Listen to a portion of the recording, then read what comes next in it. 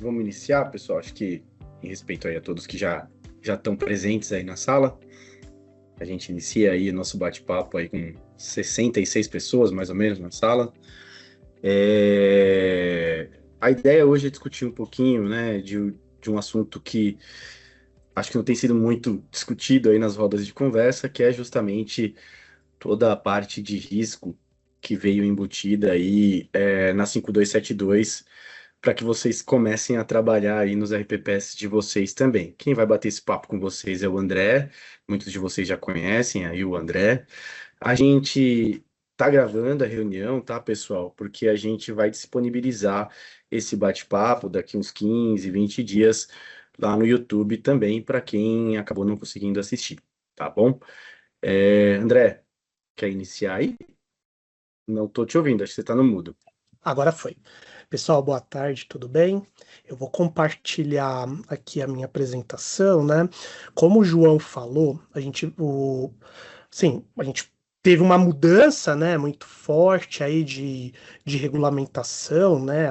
A 5272 ela mudou diversos parâmetros, né, na parte de investimentos, mas tem um ponto que a gente sente assim que está sendo, não é negligenciado, mas ele não está sendo tão abordado, porque teve mudanças na resolução estruturais que assim pegou todo mundo de surpresa, todo mundo está de olho ali, que é a própria questão do progestão como uma necessidade para alguns níveis de investimento, a questão dos assessores de investimento terem, pelo texto atual, o entendimento atual da resolução, ele, ele não poder trabalhar, a questão do limite de 50% do PL, né, para como limite para os RPPS investir, mas a resolução ela traz um ponto muito forte sobre a gestão de riscos, um ponto que assim tem sido pouco debatido,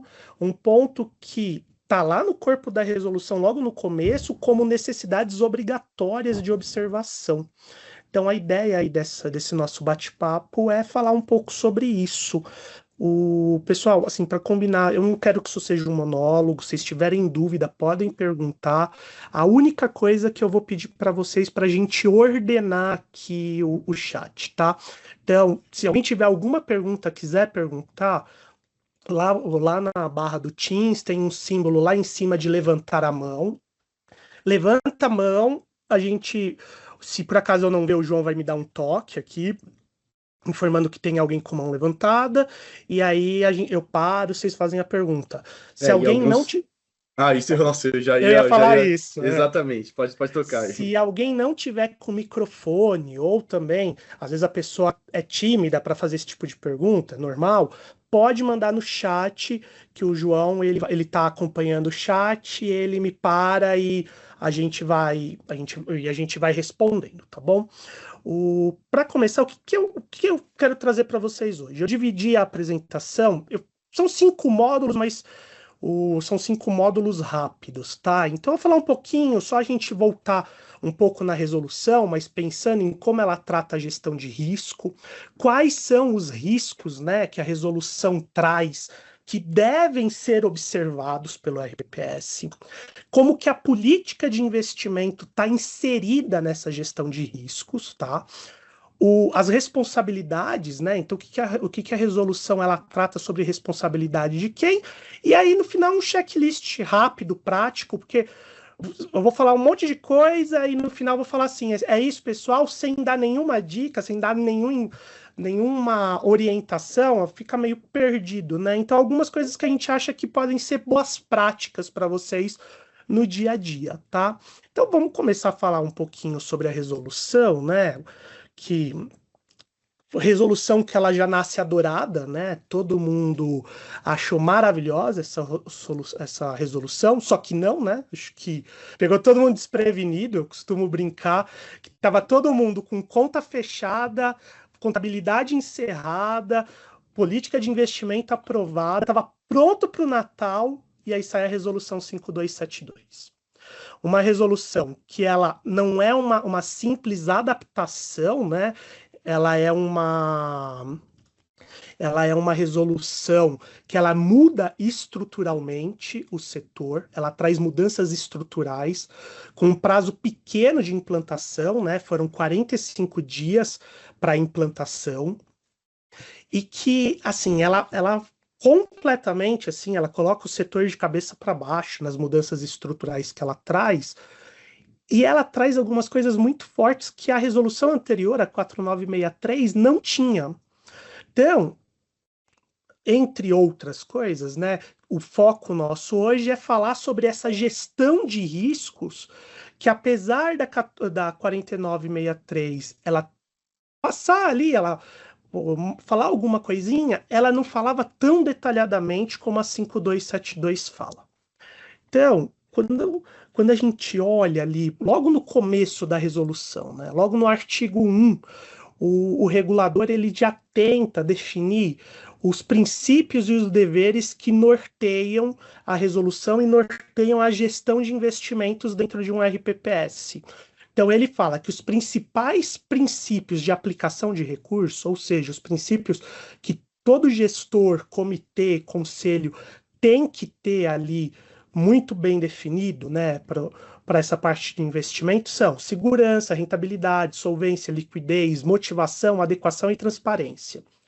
E aí ele vai trazer mais para frente que a gestão de risco é o meio pela qual esses princípios saem do papel, né? Então, como é que eu vou observar os princípios, né? Eu vou observar os princípios tratando da gestão de risco, né? No dia a dia da gestão de risco que eu vou tratar desses princípios de segurança no investimento, a rentabilidade adequada, a solvência e a liquidez dos investimentos, a motivação na aplicação, a adequação à realidade do RPPS e a transparência de resultados.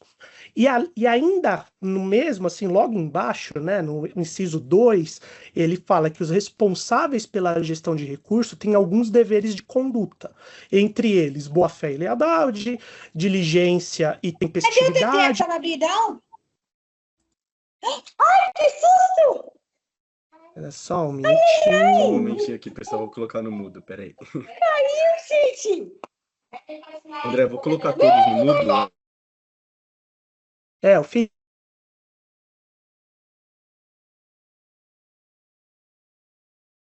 Agora tira o seu do Pronto. mudo. Aí, pronto. A própria prudência nesse processo de investimento e observação de elevados riscos éticos. Até aqui não é muita novidade, porque já era algo que a resolução anterior tinha. A novidade começa lá no inciso 7 do artigo 1, que é quando ele traz o processo de ciclo de gestão de riscos. Qual é o processo, qual é o ciclo da gestão de investimentos, né? Primeiro que a gente tem que tratar a gestão de riscos, né, no processo de investimentos, ele não é uma foto, ele é um filme. Por que isso? Porque ela tem que ser vista continuamente. Eu não faço, fiz a gestão de risco hoje, está feita. Não, é um processo contínuo de monitoria. E o que a resolução ela fala sobre esse processo de gestão de riscos? Basicamente, ele traz 4 aspectos sobre a gestão de risco. O que os gestores de risco, e aqui quem são os gestores? Dirigentes, gestor de recurso, comitê, conselhos e prestadores de serviço, né? Cada um no seu papel.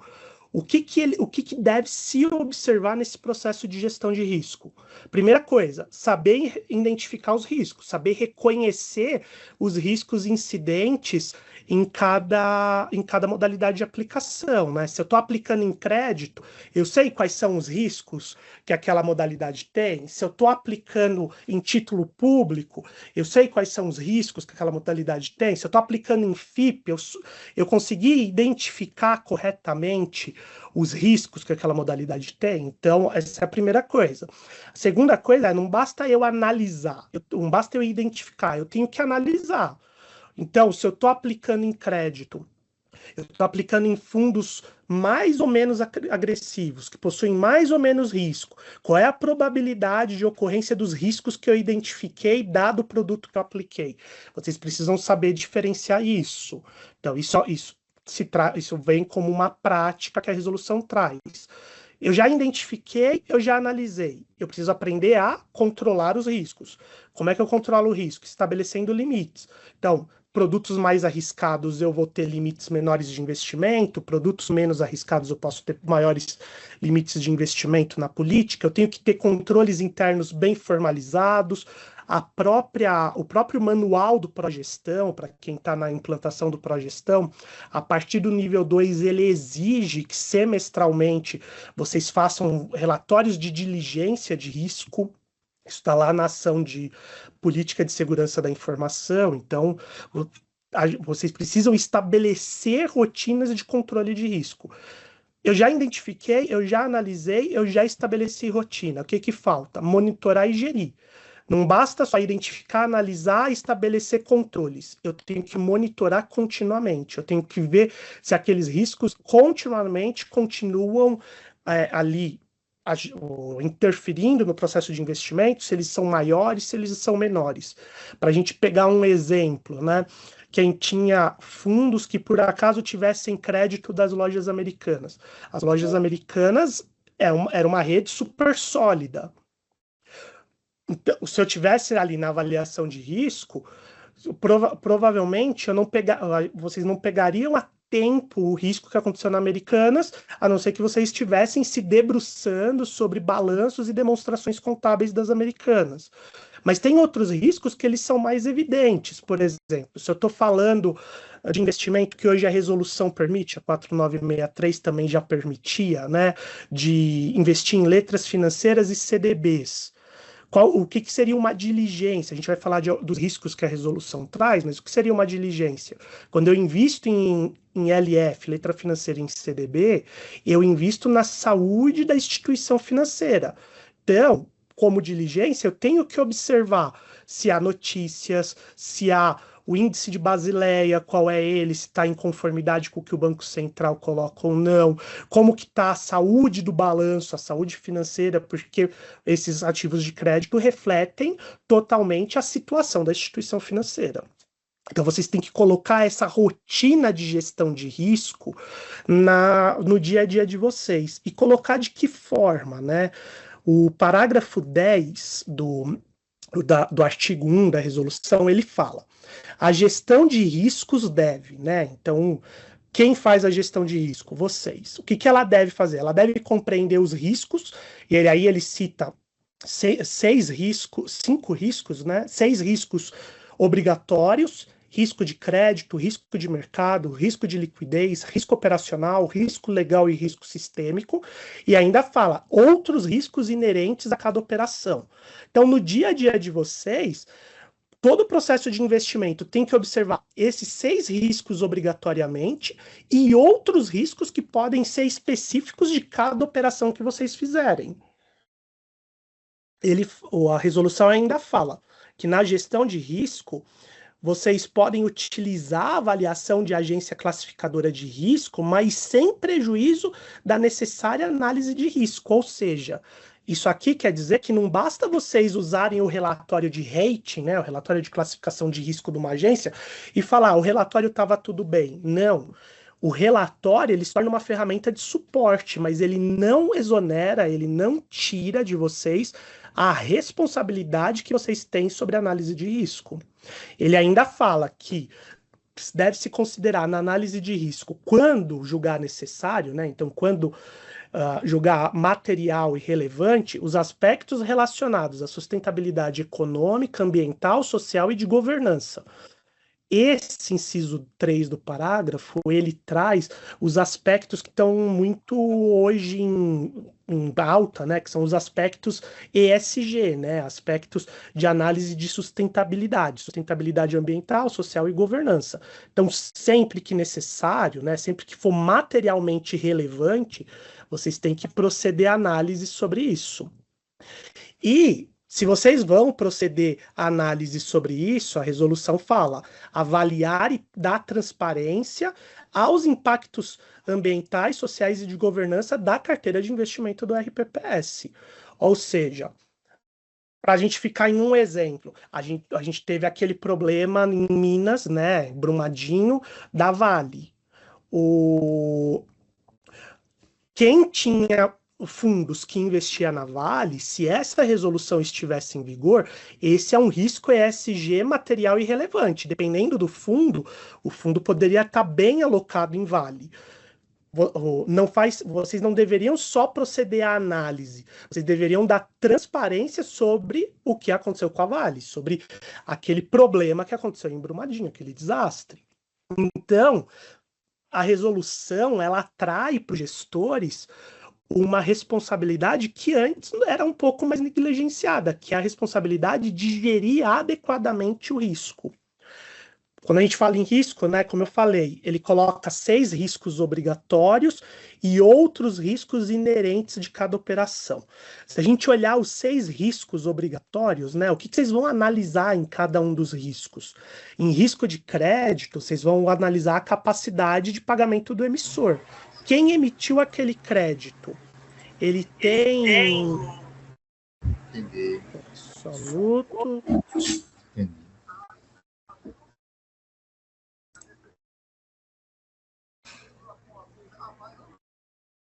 Já, Foi. beleza.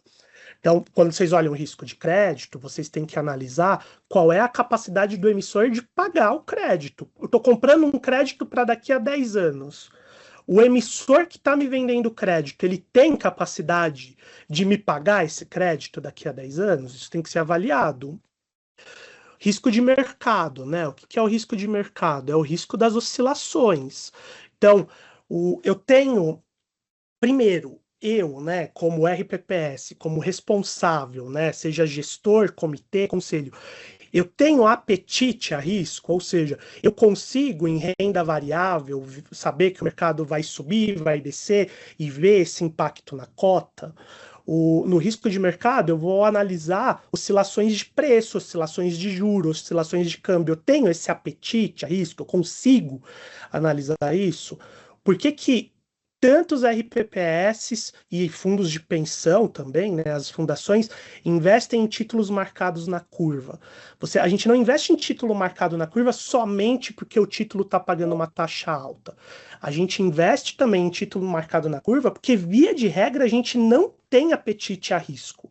A gente tem uma taxa muito boa, mas a gente não aguenta ver oscilação, principalmente o segurado do RPPS, que contribui ali todo mês, e quando vê uma rentabilidade negativa, choca, né? Então, o título público marcado na curva, ou marcado acruando juros, ele retira, né? Ele some, mesmo que como uma cortina, né? Porque por trás eu ainda vou ter esse risco de oscilação, mas ele tira esse risco de oscilação, ele diminui a oscilação. Então isso é palatável. As pessoas, quanto menos oscilação, melhor. E menos oscilação com uma taxa de juros a 8% ao ano mais IPCA, é o melhor dos mundos, né? Então, tô batendo meta e a minha carteira não está oscilando. Então, mas esse risco ele existe. O próprio risco de liquidez, né? Estou fazendo investimentos, mas eu tenho dinheiro para arcar com as responsabilidades do instituto? Pô, vou comprar um FIP maravilhoso de uma gestora qualquer que investe em infraestrutura, que o Brasil vai precisar de infraestrutura, ele vai me pagar IPCA mais 15, só que meu dinheiro fica preso 15 anos. Legal. Se a prefeitura hoje deixar de repassar a contribuição, vocês têm dinheiro, vocês têm liquidez para fazer frente à folha de pagamentos? Ou aquele dinheiro que vocês travaram em LF, em CDB, em FIP, em fundo imobiliário, em títulos públicos vai fazer falta? Eu não tenho liquidez. Eu tenho dinheiro, eu tenho patrimônio, mas eu não tenho liquidez para fazer frente à folha de pagamentos. Então, isso tem que ser avaliado a cada processo de investimento. O próprio risco operacional tem que ser avaliado, né? Falhas de processo, falhas de sistema, falhas de pessoa. O conselho aprova investir 10 milhões e eu invisto 1 milhão, porque eu esqueci de colocar um 0 no ofício. Isso é um risco operacional. Ou eu mando a ordem de 100 milhões. Isso é mais difícil porque o administrador vai pegar e ele vai bloquear. Mas mando 100 milhões. Isso é um risco operacional. Existe a questão do risco legal, né? Risco de enquadramento, aquele produto que eu quero investir está enquadrado na resolução, os meus limites estão enquadrados, estão em conformidade. E tem o risco sistêmico, gente. Vocês podem fazer a melhor diversificação do mundo. Só lembrando, tá? Diversificar é principalmente diversificar fator de risco. É ter uma carteira com título público, com crédito, com FIP, com ações. Diversificar não é investir em 5 bancos, Itaú, Bradesco, Banco do Brasil, Caixa e Santander, mas nos 5 bancos eu ter fundo IMAB. Vocês não diversificaram, vocês só pulverizaram em instituições bancárias. Então, diversificar é ter fatores de riscos diferentes na carteira. Mas a gente está sujeito a riscos que, por melhor que seja a diversificação, vai dar problema. Alguém achava no começo, no final do ano passado, que ia ter uma guerra entre Estados Unidos e Irã, que ia levar o petróleo a $100, acima de $100 o barril, e que ia impactar a bolsa, ia impactar juros?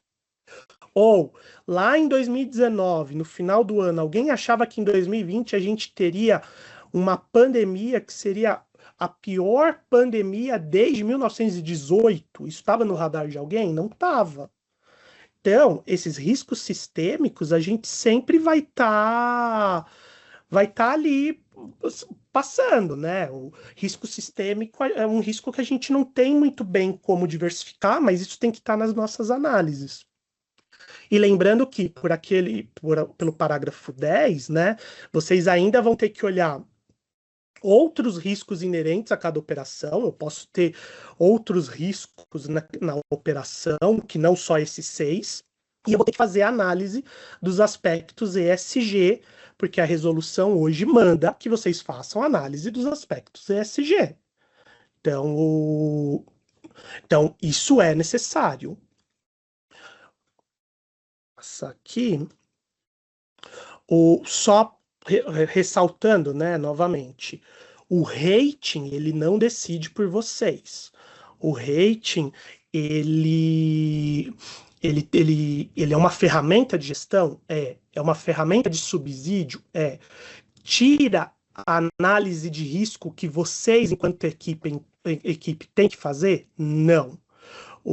A análise de risco do RPPS tem que continuar sendo feita. O rating simplesmente ele entra como um subsídio, um relatório a mais para subsidiar a análise de risco de vocês, mas ele não é decisivo. O decisivo, o processo decisório passa pela análise de risco do próprio RPPS.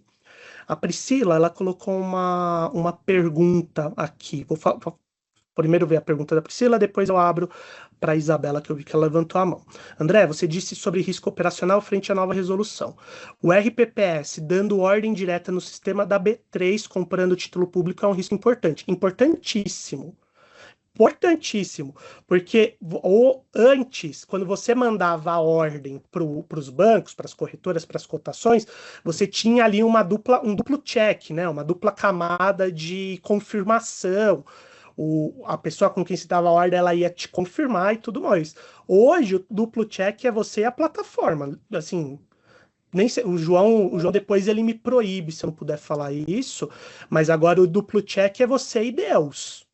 E assim, você e Deus, e torcendo para que naquele momento que você der o ok, Deus derrube o sistema se você deu uma ordem errada.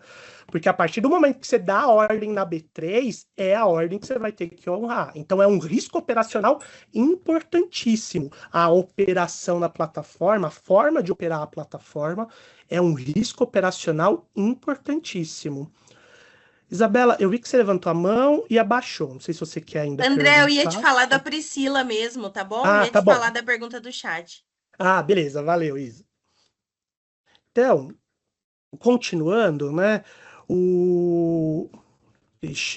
Só o Pedro colocou assim. Talvez uma mitigação desses riscos seja a operação de compra via leilão do Tesouro no primário. Pedro, tem só uma questão, tá? Vocês não podem operar no primário. Quem opera no primário são só os dealers do Banco Central. É o dealer que opera diretamente no primário. O dealer repassa os títulos, mesmo que você, assim, vocês podem via dealer operar, mas o dealer recebe e repassa, né, os títulos. O dealer, a operação com o tesouro é direto com o dealer é o repassador para as outras instituições financeiras, inclusive para o RPPS como institucional, se ele for fazer essa operação, vamos dizer assim, um pouco mais perto do primário. Mas, assim, tá? Para a regra da resolução hoje, né? Que você está falando isso, o risco diminui por ter uma instituição intermediando. Só para a regra de hoje, tá? Se você não tem progestão, se você não tiver nenhum nível de progestão, obrigatoriamente você vai ter que comprar pela plataforma, né? Existem algumas plataformas, a mais comum hoje é a da B3, que é o Trade Match. Mas se você tem pelo menos o nível 1, você consegue fazer ordem igual era diretamente com as instituições. Então, você consegue cotar com as instituições e dar ordem com elas, desde que essa ordem você cote no mínimo 2 dealers, ou 2 instituições que foram dealer nos últimos 24 meses, tá? E aí a Evelyn coloca assim, né? Quem é nível 2 do Progestão é melhor continuar fazendo as cotações por e-mail ou ir direto para o sistema da B3? Evelyn, ó, não sei se é Evelyn ou Evelyn, tá? Então, já conheço das duas pronúncias, tá? Então, se eu falei a pronúncia errada, desculpa. Mas assim, melhor vai acabar sendo o que você se adaptar mais. A plataforma, ela tem uma transparência maior. A partir do momento que você usa a plataforma, o critério de transparência ele se torna maior, ele é um critério mais automatizado. Quando você faz por e-mail com as instituições financeiras, com o dealer, ele tem um critério de checagem diferente, porque para você fechar a ordem, você vai ter que confirmar ela com uma pessoa.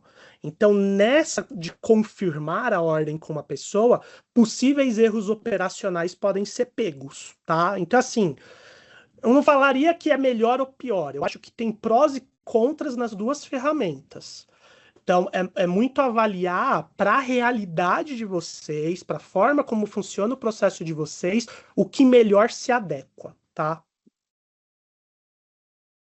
Gente, podem continuar perguntando, tá? Eu vou tocar aqui a apresentação, mas vocês podem mandar no chat e a gente está acompanhando. Então, é importante só a gente falar rapidamente da questão da política de investimento. Todo mundo teve que refazer a política de investimento, já arquivaram no CAD-PRE a nova política de investimento, e algumas coisas que é importante, assim, não sei se vocês previram isso, tá, na política de investimento, mas a resolução ela coloca principalmente lá no artigo 4 um tripé, né, ou 3 coisas que a política de investimento ela deve prever. Uma delas, a metodologia e os critérios de análise prévia de risco e diretrizes de controle e monitoramento. Ou seja, a política de investimento tem que trazer a metodologia, critério de análise dos riscos e quais são as diretrizes de controle e monitoramento daqueles riscos que vocês estão analisando. Uma segunda coisa que a política de investimento tem que trazer, a metodologia e o critério de avaliação para acompanhamento dos retornos esperados das aplicações. Isso precisa estar lá na política. Por quê? Para avaliar se o retorno esperado ele está adequado ao tipo de produto que vocês compraram. Vocês compram um produto que fala que o benchmark é CDI e o produto o produto rende 70% do CDI, tem algo errado.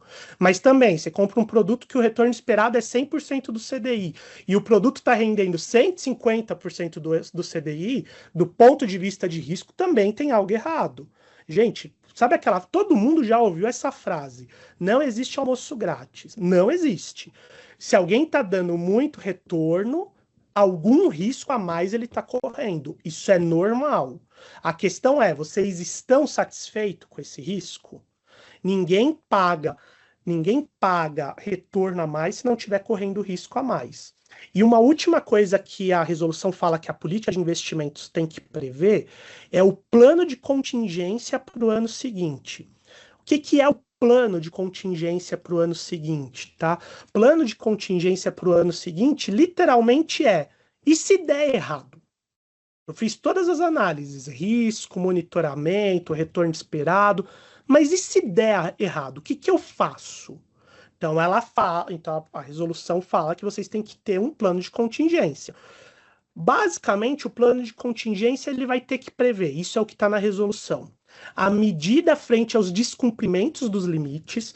Lembrando, né, hoje o desenquadramento passivo ele pode ser reenquadrado em até 24 meses, não é mais 180 dias. Então, vocês têm que ter medidas previstas para esse reenquadramento, caso haja desenquadramento. Tem que ter medidas previstas para excesso à exposição de risco. Então, vocês têm ali um risco monitorado de rating de crédito. Por algum motivo, vocês ficam sobrecomprados em algum rating que tem um risco maior. O que eu vou fazer? Vou desinvestir do fundo? Vou readequar por outra via? Mas vocês têm que ter um critério adequado previsto na política para essa exposição excessiva de risco.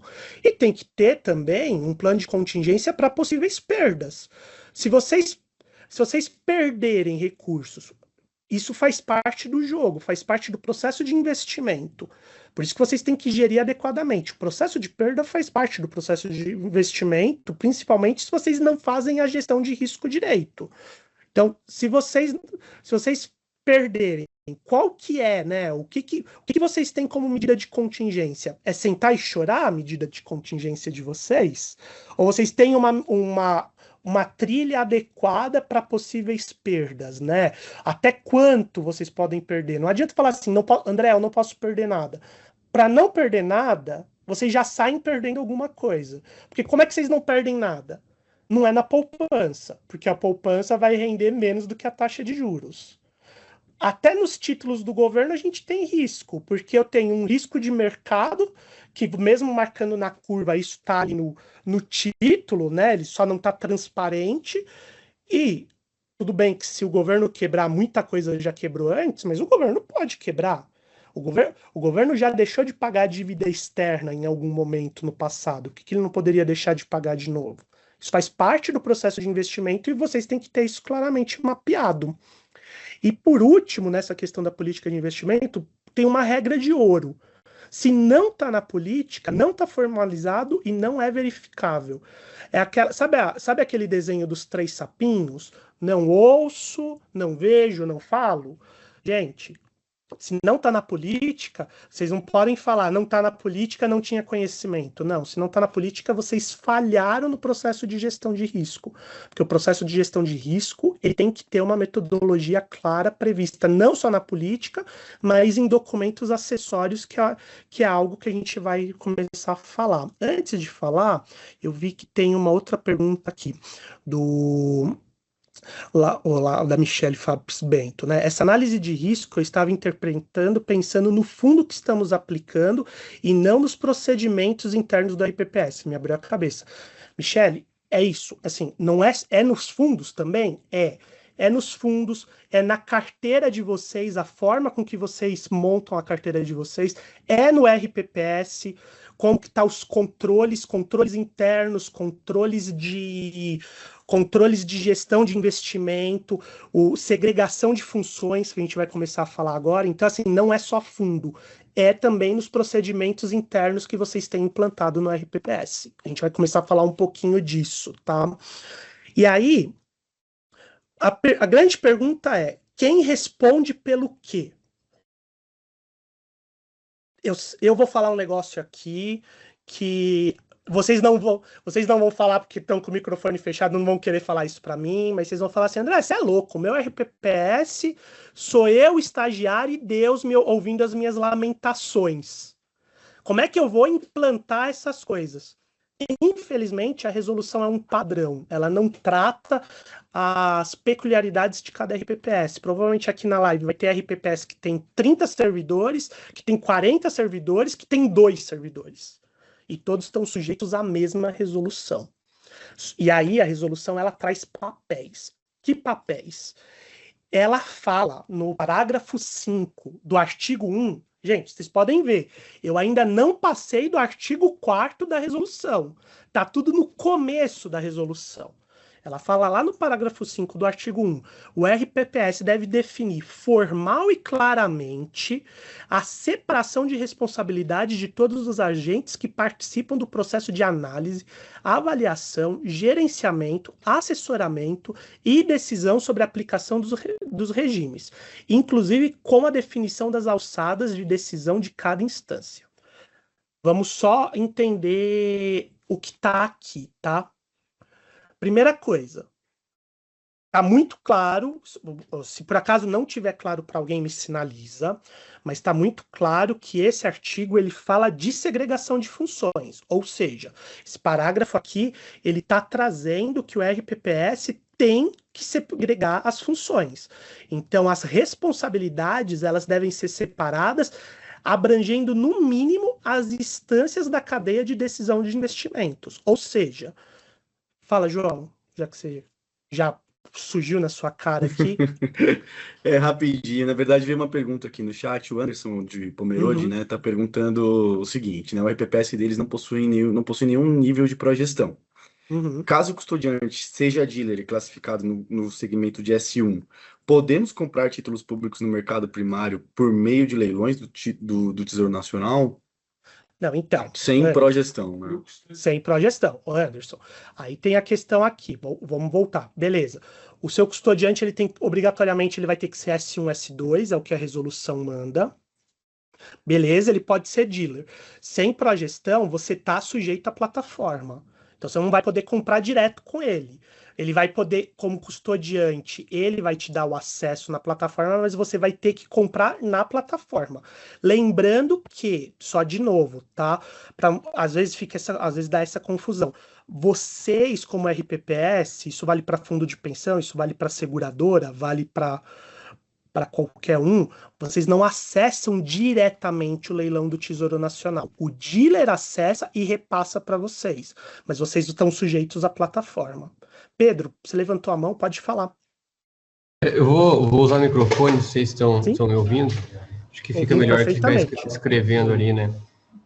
Então, surgiu uma dúvida, porque eu tinha entendido na resolução que quem não tinha progestão estava limitado à plataforma eletrônica, né, que é o mercado secundário, que é basicamente quem está mais dominante ali a TradeMate da B3, né, mas que também poderia a compra por leilões, que inclusive daí a questão do balcão, que seria como todo mundo fazia até então, que era e-mail para as instituições, retorno do e-mail, enfim, que é o balcão, aí sim seria restrito à progestão nível 1 para cima, mas que o primário, diretamente no Tesouro, diretamente a gente diz direto, mas tem a intermediação, lógico, da instituição, né? Só que pelo que eu conversei com o Banco do Brasil, Caixa, ventilei sobre essa hipótese, inclusive eles estão também tratando já dessa hipótese, a operacionalização seria enviar para eles um posicionamento de interesse, né, na compra desses títulos, qual o vencimento, a quantidade, mais ou menos a taxa que você quer, e aí eles fariam essa intermediação. Mas eu tinha, pelo menos o meu entendimento era que era possível para quem não tinha progestão. E aí por isso que eu comentei, porque eu também acho bem sensível a questão da intermediação via plataforma. Acho que talvez a plataforma seja até melhor em relação a conseguir uma taxa, mas tem esse risco, né, operacional muito grande. E aí que esses leilões primários viriam, porque aí você não tem o operacional do RPPS, seria mandar uma ordem no dia anterior para a instituição, para o banco, falando, eu quero participar do leilão com tantos títulos, né, enfim, e aí o banco faria toda essa parte de intermediação, liquidação, enfim, custódia. Então, existe uma questão na resolução que é assim, a forma com que a resolução foi escrita, ela traz uma confusão, assim, foi usado um termo ali que é meio complicado. É isso que gera dúvida, tá? Ele fala assim, ó, que é isso que está gerando a dúvida, né? Até 100% em títulos de emissão do Tesouro Nacional, registrados na Selic, adquiridos em oferta primária ou em plataformas de negociação eletrônica. Só que quando você olha o Tesouro, o que o Tesouro fala? Quem que pode participar de oferta primária, né? Podem participar de oferta primária as instituições financeiras regularmente habilitadas no Selic. Bancos, caixas econômicas, sociedades, distribuidoras, sociedades corretoras, sociedades de crédito, e traz uma infinidade. E ele fala que as pessoas jurídicas, elas participam por intermédio das referidas instituições. Qual que é o problema aqui, para mim, tá? Eu não cheguei a procurar se tem algo no GESCOM sobre isso. Eu acho que eu posso até olhar se tem algo no GESCOM e passar para vocês depois. Qual que é o problema aqui, né? Para mim, o maior problema da forma com que o artigo veio escrito eu não posso, RPPS, ou eu, pessoa física, não posso adquirir diretamente em oferta primária, né? Eu tenho eu transaciono através de uma instituição. Então, onde que provavelmente o Banco do Brasil ele está se amparando? Ele está se amparando que, como ele pode representar vocês e ele é dealer, vocês poderiam adquirir diretamente com eles, porque ele está representando vocês na oferta primária. Provavelmente ele está se amparando nesse entendimento. A questão, para mim, é a resolução, em outros lados, ela é taxativa em algumas coisas, aqui ela é taxativa em falar adquiridos em oferta primária, mas não taxativa em falar que é adquiridos em oferta primária através de uma instituição intermediante, porque no 3, ele fala da intermediação da instituição financeira, para falar de mercado de balcão. Então, esse para mim é o principal problema. A redação aqui, eu entendo o ponto que qualquer banco que seja dealer do Banco do Tesouro, ele vai falar assim, não, vocês podem comprar direto comigo e não pela plataforma, porque eu vou representar vocês frente o Tesouro Nacional como dealer, adquirindo em oferta primária e repassando para vocês.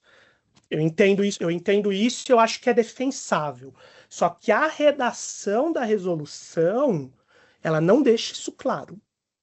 Para mim, da forma com que eles escreveram, isso não ficou claro.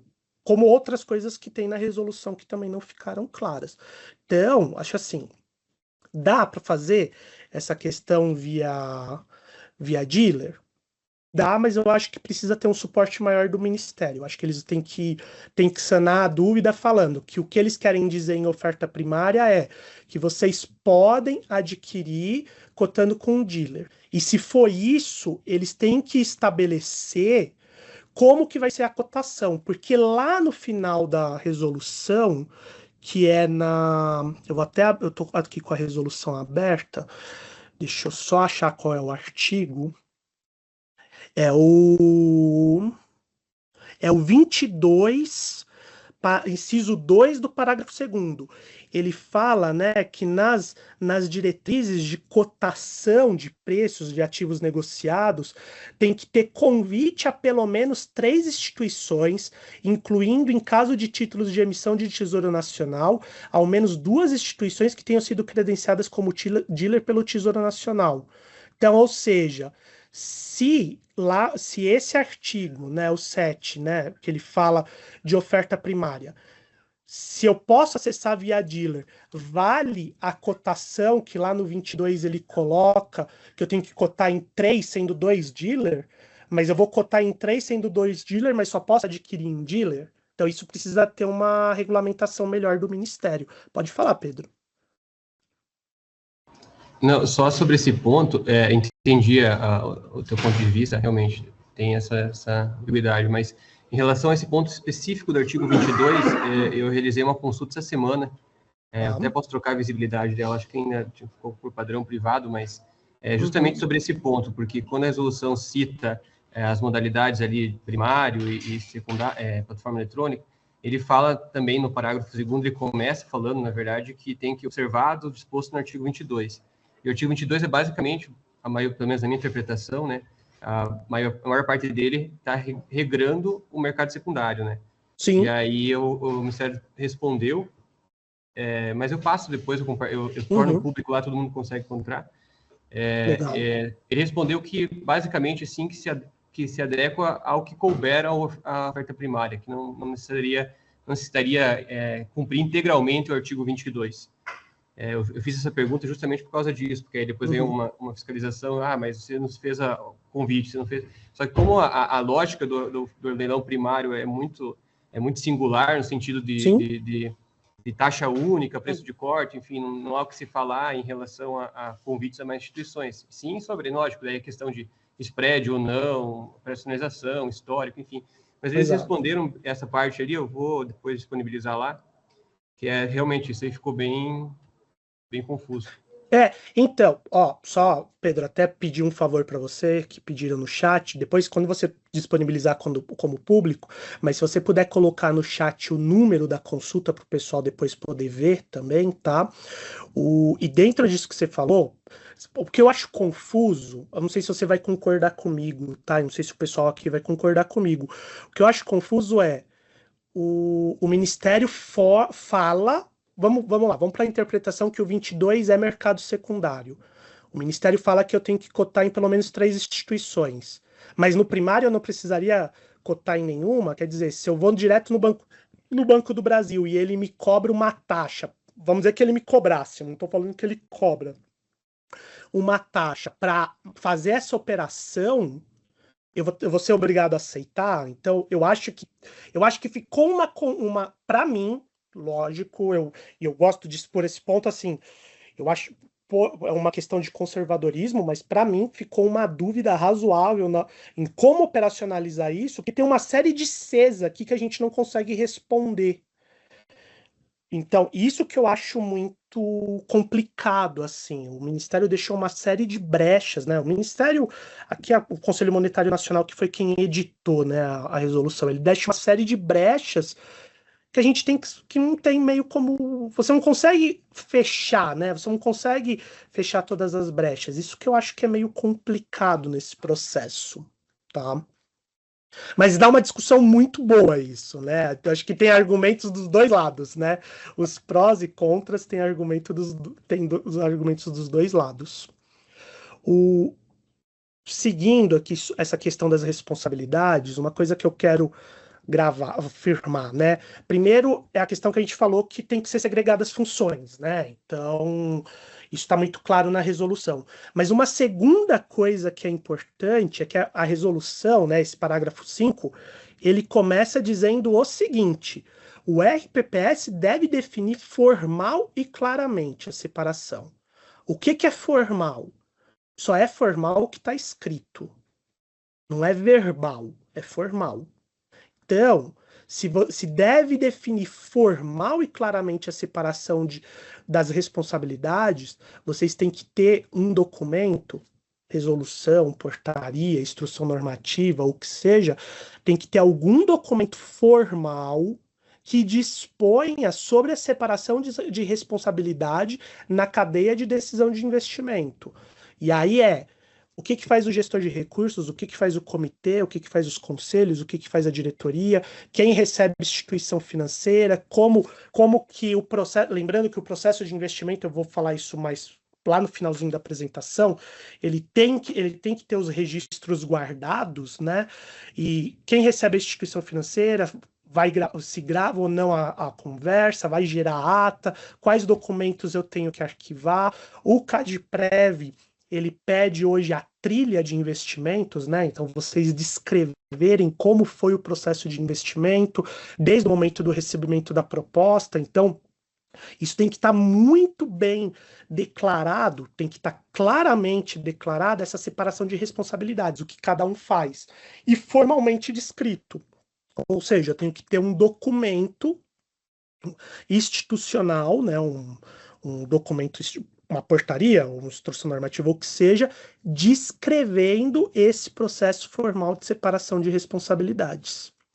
E lógico, né, quando a gente fala de processo de investimentos, a gente não pode deixar de falar de comitê de investimentos, né? O comitê de investimentos, ele é o órgão que, por natureza, junto com o gestor de recursos, ele está olhando, né, o processo de análise de mercado, de análise de investimentos, e aí combinando o que fala a resolução, com o que fala a 1467, com o que fala o manual do Progestão, tem alguns requisitos impostos ao comitê de investimento, né? O comitê de investimento, ele tem que ter previsão legal, ele tem que ter, algo tem que criar ele tem que prever vínculo efetivo. Vínculo efetivo aqui, não leiam como somente servidor público de cargo efetivo pode participar do comitê. Vínculo efetivo aqui é ter vínculo com o ente. Então, eu poderia nomear para o comitê de investimento uma pessoa que seja puramente comissionada, como um secretário ou um superintendente de RPPS, mas ele tem que ter vínculo com o ente. Eu não posso, por exemplo, nomear para um comitê de investimento um professor de finanças da Faculdade Federal de qualquer lugar que vocês imaginem, só que esse cara não trabalha ali no ente. Ele trabalha em outro ente, eu não poderia fazer isso. Se tem placa, tem história. Então, se está escrito é porque alguém fez no passado, tá? As reuniões, elas têm que ter atas, né? O comitê tem que se reunir periodicamente. Se vocês olharem no Progestão, ele fala que o comitê tem que se reunir mensalmente, no mínimo, e toda reunião tem que ter ata. E essas atas, né, e esses processos decisórios de investimento, eles têm que ser públicos, tem que ser dado transparência a todas essas informações, tá? E o processo decisório do investimento, né, só para ficar ali no final, e aqui eu estou pensando no macro processo, que envolve conselhos, diretoria e gestor de investimento, ele tem que ser transparente com trilha auditável, né? Então tem que ser dado transparência sobre a apreciação, o comitê discutiu todos os riscos envolvidos naquele produto de investimento específico. Essa ata tem que ser pública. Fez a avaliação, né? E aprovação de forma colegiada, isso tem que estar claro, tem que ser registrado em ata, e tem que ser público em ata, porque senão a dúvida por algum problema no futuro vai recair sobre o comitê inteiro ou sobre uma pessoa específica, caso não haja registros do comitê se reunindo. Então, isso é um processo que ele tem que ser institucionalizado, público, claro e transparente. E aí, vindo, assim, a gente já indo do meio para o fim da apresentação, eu quis fazer, lógico, é uma coisa que está na resolução, mas é uma análise, assim, um pouco prática de um risco. Daqueles 6 riscos, eu peguei um, que é o de liquidez. Por que eu peguei o de liquidez? Porque a resolução, e eu vou mostrar aqui para vocês, ela fala em outros lugares especificamente sobre o risco de liquidez. Então, qual que é o risco central, né, do risco de liquidez? Qual que é o problema central do risco de liquidez? É que a liquidez do plano mal gerida, ela vira risco de honrar o benefício. Ou seja, se vocês fazem o processo de gestão da carteira de investimento de vocês de uma forma que trave por muito tempo os ativos, se acontecer qualquer problema do tipo a prefeitura parar de repassar contribuição, vocês podem ficar sem dinheiro para honrar a folha de pagamentos. E a resolução, ela fala sobre isso. Lá no artigo 6º da resolução, o que ela fala? Ela fala que as aplicações e a continuidade dos investimentos nos ativos de que trata o artigo 3 deverão observar a compatibilidade dos ativos investidos com os prazos, montantes e taxas de obrigações atuariais presentes e futuras, com o objetivo de manter o equilíbrio econômico-financeiro entre ativos e passivos do regime. Em outras palavras, o que a resolução está querendo dizer? Está querendo dizer que a cada processo de investimento, vocês têm que avaliar se o prazo que o ativo vai ficar preso, né, o prazo de transformar o ativo em liquidez de novo, seja ele qual for, é compatível com os compromissos presentes e futuros que o RPPS tem com seus beneficiários. E vou dar um exemplo de algo que passa batido. Título público. Vocês vão falar, não, André, título público não passa batido porque título público é de liquidez imediata. Se eu vender hoje, amanhã o dinheiro está na conta. Isso é verdade. Qual que é o problema do título público? O problema do título público é, vocês compram o título público e mandam marcar na curva. O que a 1467 fala? A 1467 fala que o título público marcado na curva só pode ter a marcação dele transformada a mercado uma vez por ano, no fechamento do balanço. Se falta dinheiro e eu tiver que vender o título público, hoje, eu teria que trocar a marcação, porque eu vou ter que marcar ele a mercado para vender, eu não vou conseguir vender ele pela curva, que é um processo que a própria portaria só prevê que aconteça uma vez por ano, e dependendo de quando você comprou o título público, se você comprou há 3 anos atrás, você deve ter comprado o título público a 5,5, 6, e vai vender no mercado que ele está falando 7,5, 8. Na teoria, contabilmente, você está tendo lucro. Na prática, provavelmente você vai ter um prejuízo na mudança dessa marcação. Então, é um risco que tem muita gente travando a carteira em títulos marcados na curva, não se preocupando como se não fosse faltar dinheiro. Mas qual é a garantia que a prefeitura, o ente, vai continuar repassando contribuições para vocês? Né? Isso é um risco que tem que estar no mercado. O ente não repassar a contribuição é um risco de liquidez. Vocês têm mapeado esse risco? Vocês têm mapeado a capacidade de pagamento do ente junto ao RPPS? O ente tem honrado nos últimos 5, nos últimos 10 anos, regularmente as obrigações com o RPPS ou não? Ele tem, em diversos momentos, devido dinheiro ao RPPS. Vocês têm mapeado como que está a folga financeira ou a falta dela? Porque qual é o primeiro lugar que o ente vai cortar? Ele vai cortar um dia mais fácil. Uma das coisas que é fácil é cortar para o RPPS. Estou com o CRP renovado. Para de repassar para o RPPS, fica 5 meses sem repassar, no 6º mês parcela. Renova o CRP, 5 meses sem pagar, no 6º mês parcela. É mais fácil. Vocês precisam ter mapeado isso. Vocês ficam 5 meses sem receber, parcelamento é para 60 meses. 5 meses sem receber, o parcelamento é para 60 meses. Vocês estão com esse risco de liquidez claramente mapeado para falar assim, posso travar meu patrimônio em título público marcado na curva? É um problema que vocês precisam estar de olho. Então, fica bem atento aqui. Eu não coloquei a figurinha, mas dava para colocar os 2 olhinhos assim, olhando, né, para uma prefeitura. E, lógico, lembra o que eu falei lá no começo, aqui é uma questão contínua. Análise e gestão de risco é contínuo. Pensando em investimento, se eu tenho carteira administrada, que não é tão comum em RPPS, mas se eu tiver, eu tenho que fazer análise da relação fiduciária, dos critérios, o risco e meta de rentabilidade. Se eu tenho fundo, tenho que fazer análise de aderência. O fundo está aderente à política de investimento definida em regulamento? Está aderente a benchmark? As demonstrações do fundo anuais, o parecer dos auditores independentes que ninguém lê, ele é com ressalvas ou sem ressalvas? Ele tem tem fundo que quebrou e quando foram olhar, o parecer dos auditores estava parecer negativo a 2 exercícios e ninguém se olhava para isso. Tem que ficar atento, são coisas que a gente tem que ficar atento, mas na nossa rotina a gente esquece. E aí, o problema do investimento é, hoje vocês podem ter muito dinheiro e amanhã aquela instituição quebrar. E aí faz o quê? Frente aos benefícios, frente aos compromissos que a gente tem, né, para arcar. E sempre ter uma rotina de controle, né? Ter relatórios de rentabilidade, risco, aderência, política de investimento. Muita gente tem contratado consultoria de investimento. Ela é uma boa ferramenta.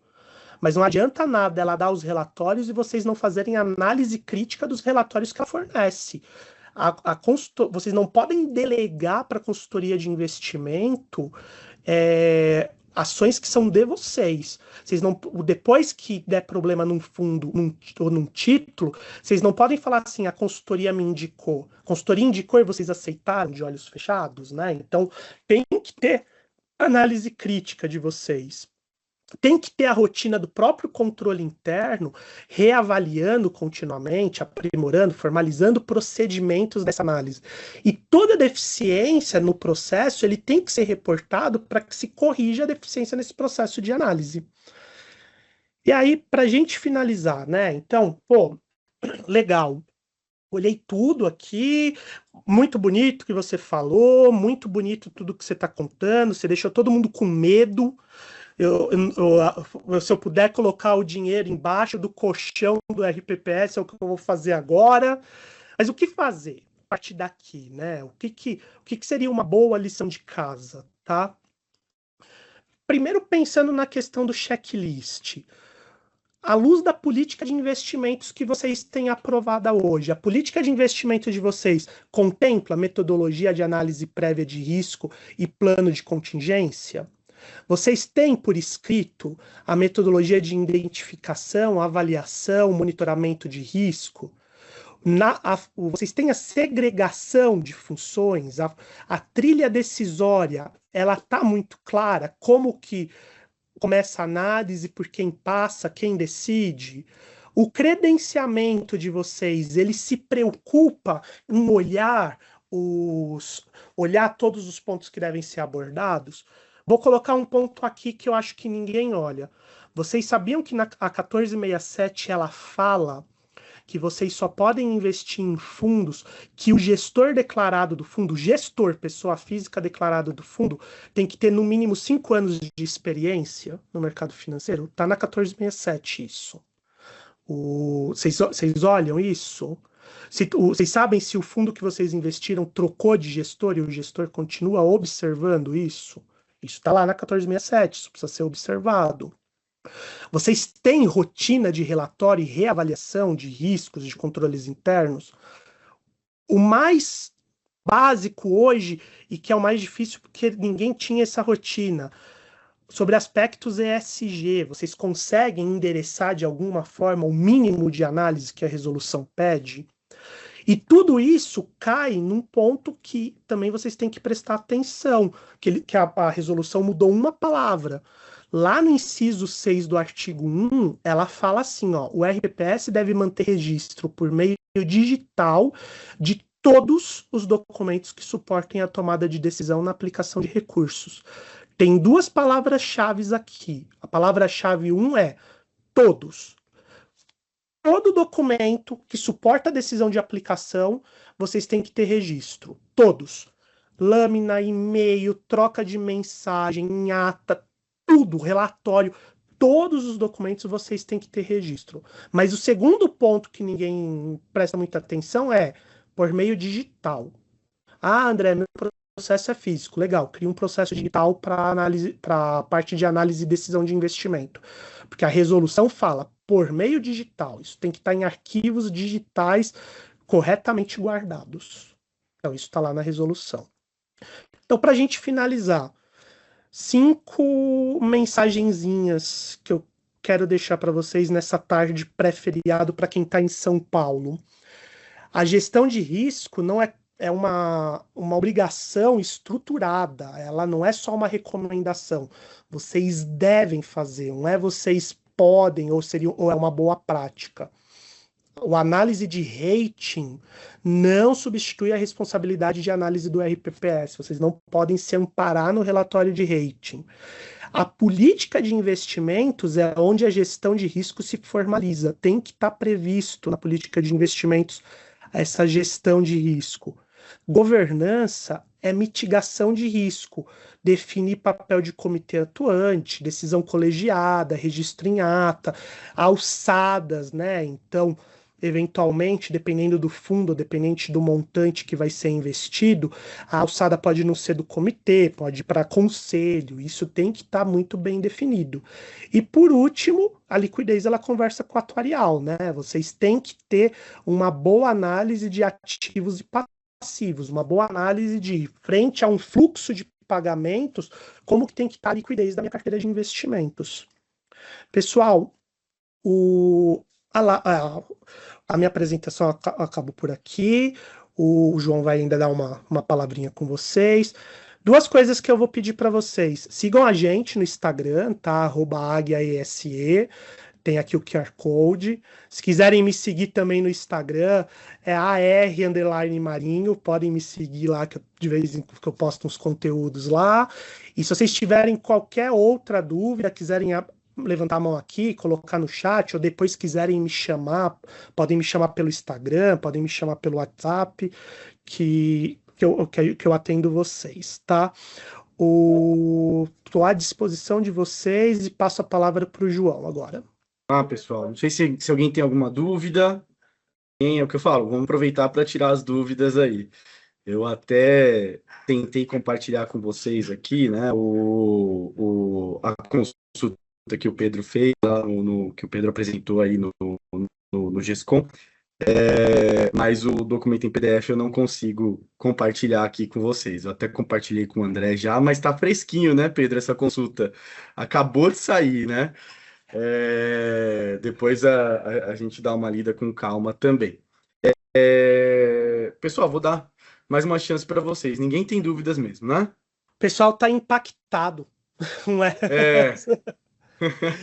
O Marcos de Canoas, ele coloca, se a gente tem um roteiro prático de um processo ideal de documentos, um checklist para uma trilha de investimentos. Eu posso, junto, depois, a gente vai divulgar essa live lá no nosso YouTube. Tem no chat as dúvidas. A gente vai colocar essa live lá. A gente pode fazer também, aí eu faço com o João, a gente faz um videozinho rápido com um checklist. Então, pontos de checklist para vocês observarem ali nesse processo de investimento, tá? A Alessandra comentou aqui que tá com medo, que acho que vai pedir aposentadoria logo. Calma, pessoal, na verdade são mais passos aí, mas que vão, na verdade, dar mais segurança para vocês do que insegurança, né? Acho que tudo que fica às vezes subjetivo, enfim, acaba que pode prejudicar vocês no meio do caminho. Quanto mais governança tiver, mais esses processos forem bem resolvidos, mais, né, o envolvimento desses colegiados, mais seguros vocês ficam aí no RPPS de vocês, tá? Deixa eu fazer duas coisas só, João. Primeiro, O Sérgio levantou a mão, tá? Então, só vou por ordem aqui. Que o Sérgio, ele levanta a mão e ele coloca assim, né? Os documentos digitais é obrigatório os novos e os anteriores com processo físico. Não sei se você quer completar alguma coisa, Sérgio, que você tinha levantado a mão, mas sobre essa dúvida, a resolução ela não é clara, tá? Ela não fala que vale para tudo, que vale para os antigos ou não. Então, acho que, assim, dado que está na resolução, adota um corte. Como a partir da resolução ele fala de processo digital, a partir dela você faz digital, o estoque é estoque. Você não mexe, a não ser que em algum momento o Ministério peça. Então, você corta pela resolução, tá? Eu acho que é o melhor para você. O Anderson de Pomerode, ele coloca assim, sobre o recebimento das instituições financeiras, hoje quem recebe num primeiro momento sou eu, enquanto superintendente. Essa informação precisa constar em qual documento? No regimento interno do comitê? Não seria bem no regimento interno do comitê, tá, Anderson? Dado que você precisa ter ali um documento formal de segregação de funções, então você pode formalizar um documento, uma portaria, por exemplo, do processo de análise de investimentos e colocar que quem recebe as instituições e as ofertas, as apresentações de produto é o superintendente ou aquele que esteja substituindo ele, tá? Então, acho que você pode deixar nesse documento de formalização. Depois, Anderson, se você quiser, me passa a mensagem no particular, eu te ajudo você dentro do contrato que a gente tem, como que a gente pode pensar nisso, tá? A Alessandra perguntou qual é o feeling de vocês em relação à fiscalização do TSE. Olha, a pergunta de $1 milhão, Alessandra, porque a gente só vai ter ideia do processo de investimentos agora, do processo do TSE agora, né, na prestação de contas. E, sim, eu não sei o que pode vir do TSE, ainda mais considerando que a gente tem TSEs e TSEs, né? A gente tem alguns mais sutis, alguns mais enfáticos no processo de fiscalização, mas eu acho que alguma questão de gestão de risco eles vão perguntar, nem que seja no começo perguntar assim, vocês estão fazendo a gestão de risco conforme previsto na resolução? Provavelmente eles devem trazer alguma coisa nesse sentido, tá? Eu não sei quem foi, mas está como São João Prev, ele falou, né, não conseguimos assimilar e recuperar o baque dessa resolução, seria interessante um roteiro. A gente vai providenciar, pode deixar, a gente vai criar alguma coisinha aqui. O pessoal do IPACI colocou sobre a análise ASG, teria alguma orientação? Alguém já fez? Existe um modelo? Então, dessa questão, isso ficou muito, entre aspas, jogado, porque a resolução fala que tem que ter, mas ela não define processo e o Ministério não normatizou isso. Eu não sei se alguém aqui na live já faz alguma coisa, tá? Sobre ESG, mas eu entendo que, no mínimo, no processo ali de credenciamento dos fundos e de monitoramento do comitê, vocês têm que, no mínimo, certificar que dos pontos de vista de governança social e ambiental não tem nada relevante a ser citado. Eu tenho, hoje não tem na bolsa mais, né? Mas eu tenho um fundo de investimento em ações e o fundo de investimento investe em Souza Cruz, que era uma empresa de cigarro. Eu tenho uma implicação clara ESG sobre isso. Então, no mínimo, citar que aquele fundo de investimento que o RPPS investe tem em Souza Cruz deveria ser feito, tá? Então, acho que, por hora, nesse começo, vai muito nessa linha de entender o que está na carteira de investimento de vocês, o que pode, eventualmente, ser critérios relevantes, tá? Para ser apontado. Não precisa ir apontando tudo, mas alguns critérios relevantes é importante. O Igor colocou aqui, já perguntaram aqui em Cubatão, eles questionaram se foi estruturado algum plano de risco baseado na resolução lá em Cubatão, né? Então, é isso, né? A resolução hoje, ela pede que formalmente a gente tenha um plano de gestão de riscos, né? Então, essa é uma tarefa, um dever de casa, né, para vocês. Gente, o João gosta de falar muito isso, a Priscila também, ela não está na live, ela gosta de falar muito isso, né? Antes feito do que perfeito. Faz. Depois, no curso do processo, vocês vão aprimorando. Declinamos a pergunta gentilmente, Igor. Boa.